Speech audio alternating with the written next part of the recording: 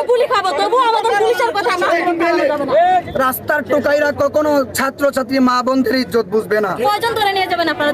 জেলখানা কয়টা বানাবেন? কোনো স্বাধীনতা নাই ভাই, অধিকার চাইতে গিয়ে আজকে আমরা রাজাকার হইয়া আমাদেরকে গুলি করে মারছে। যতক্ষণ পর্যন্ত আমাদের 9 দফা 9 দাবি মানা না হচ্ছে, ততক্ষণ পর্যন্ত আমরা আন্দোলন চলছে।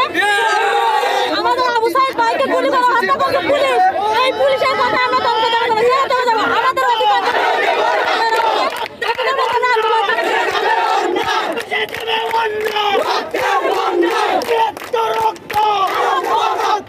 আমরা সাধারণ শিক্ষার্থী। আমাদের যে আবু সাইদ ভাই, উনি খোলা মাঠে, ওনার কাছে কোনো অস্ত্র ছিল না, উনি খোলা মাঠে বুক পেতে দিয়েছেন।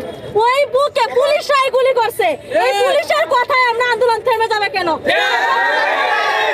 আমরা পুলিশের কোনো চামচা নয়, কোনো গোলামও নয়। আমরা সাধারণ শিক্ষার্থী। আমরা আমাদের ভাইয়ের রক্ত বৃথা যেতে দেব না, আমাদের বোনের রক্ত বৃথা যেতে দেব না। যতক্ষণ পর্যন্ত আমাদের 9 দফা 9 দাবি মানা না হচ্ছে, ততক্ষণ পর্যন্ত আমরা আন্দোলন চলছে। পুলিশ দিয়ে আমাদের আন্দোলন থামানো যাবে না। আমাদের অনেক ছাত্রদের ভাইদেরকে পুলিশ গ্রেফতার করেছে, তো এখনো তো কাদেরকে ছাড়া হয়।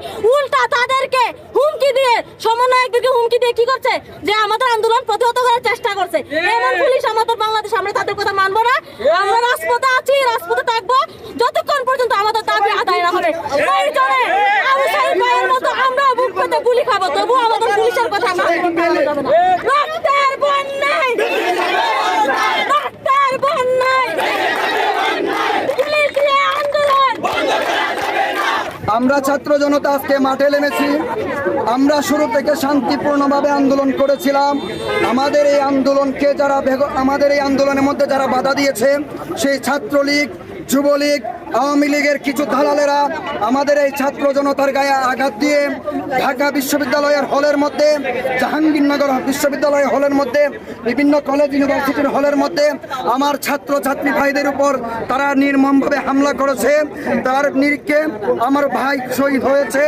এই শহীদের রক্তর বিচার এই বাংলার জমিনের মধ্যে কায়েম করার জন্য আমরা আজকে এইখানের মধ্যে জড়িত হয়েছি। যেই 6 জনকে ধরে নেওয়া হয়েছিল, এই 6 জনের মধ্যে আমার ভাইদেরকে অস্ত্রের মুখে জিম্মি করে তারা ডিবি কার্যালয়ের মধ্যে নিয়ে গিয়েছিল।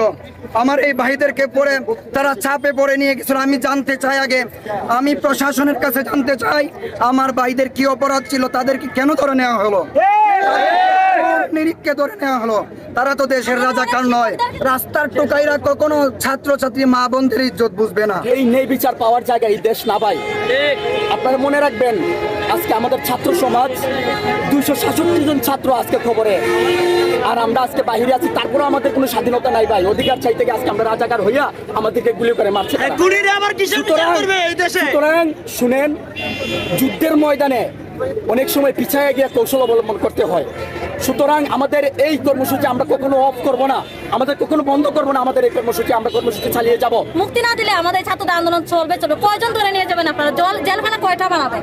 কয়জনকে ধরে নিয়ে যাবেন? তাদেরকে গুলি করার জন্য এখানে একটা ছাত্র, আমরা আরেক বোনেরা গুলি প্রাণের মায়া করে না, একটা ছাত্র জীবনের মায়া করে না।